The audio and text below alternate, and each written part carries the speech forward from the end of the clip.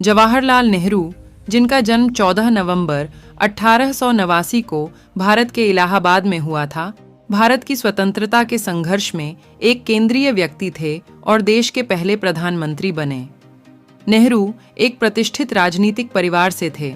उनके पिता मोतीलाल नेहरू एक प्रमुख वकील और भारतीय राष्ट्रीय कांग्रेस में एक प्रमुख व्यक्ति थे।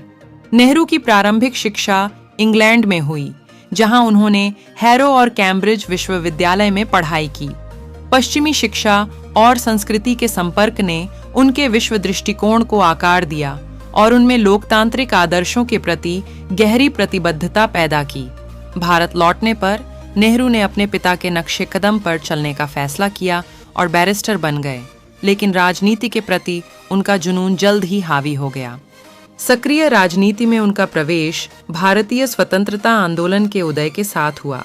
नेहरू महात्मा गांधी से गहराई से प्रभावित थे, जिन्होंने ब्रिटिश शासन से भारत की आज़ादी हासिल करने के साधन के रूप में अहिंसक सविनय अवज्ञा की वकालत की थी। नेहरू की वाक्पटुता, करिश्माई व्यक्तित्व और धर्मनिरपेक्षता के प्रति प्रतिबद्धता ने उन्हें कांग्रेस पार्टी के भीतर जल्द ही पहचान दिला दी। भारतीय राष्ट्रीय कांग्रेस के नेता के रूप में नेहरू ने स्वतंत्रता पूर्व युग के दौरान राजनीतिक परिदृश्य को आकार देने में महत्वपूर्ण भूमिका निभाई। वह असहयोग आंदोलन, सविनय अवज्ञा आंदोलन और भारत छोड़ो आंदोलन जैसी महत्वपूर्ण घटनाओं में एक प्रमुख भागीदार थे, जिनका उद्देश्य ब्रिटिश सत्ता को चुनौती देना और भारतीय स्वशासन के उद्देश्य को आगे बढ़ाना था। स्वतंत्र भारत के लिए नेहरू का दृष्टिकोण समाजवाद और धर्मनिरपेक्षता के सिद्धांतों पर आधारित था। उन्होंने एक ऐसे राष्ट्र की कल्पना की जो आर्थिक विकास, सामाजिक न्याय और सभी के लिए समान अवसरों को प्राथमिकता देगा। यह दृष्टिकोण उनकी प्रसिद्ध पुस्तक द डिस्कवरी ऑफ इंडिया में समाहित है, जहां वह भारत की समृद्ध सांस्कृतिक और ऐतिहासिक विरासत की खोज करते हैं। 1947 भारत के लिए एक ऐतिहासिक मोड़ साबित हुआ जब उसे आज़ादी मिली और नेहरू देश के पहले प्रधानमंत्री बने। उनके नेतृत्व ने देश को विभाजन की चुनौतियों से पार दिलाने और एक लोकतांत्रिक और धर्मनिरपेक्ष राज्य की नींव रखने में महत्वपूर्ण भूमिका निभाई। राष्ट्र निर्माण के प्रति नेहरू की प्रतिबद्धता आर्थिक विकास के मार्गदर्शन के लिए योजना आयोग की स्थापना जैसी पहलों में स्पष्ट थी।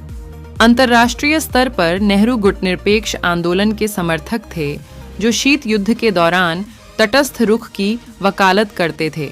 उन्होंने राजनयिक संबंधों को बढ़ावा देने और वैश्विक मंच पर भारत की स्थिति को मजबूत करने में महत्वपूर्ण भूमिका निभाई। हालांकि चुनौतियां उभरीं, जैसे कि 1962 का भारत-चीन युद्ध, जिसने नेहरू के नेतृत्व की परीक्षा ली और भारत की रक्षा तैयारियों में कमजोरियां उजागर कीं। जवाहरलाल नेहरू का जीवन राजनीतिक कौशल, बौद्धिक कौशल और बच्चों के प्रति गहरे स्नेह के धागों से बुना हुआ एक टेपेस्ट्री था। अपने प्रारंभिक वर्षों और शिक्षा से लेकर स्वतंत्रता आंदोलन में उनकी भूमिका और उसके बाद के राजनीतिक नेतृत्व तक, नेहरू की विरासत आधुनिक भारत को आकार देने में एक मूलभूत शक्ति के रूप में कायम है। राष्ट्र पर उनका स्थायी प्रभाव और बच्चों के साथ उनका स्नेहपूर्ण संबंध उन्हें भारतीय इतिहास में एक महान व्यक्ति बनाता है।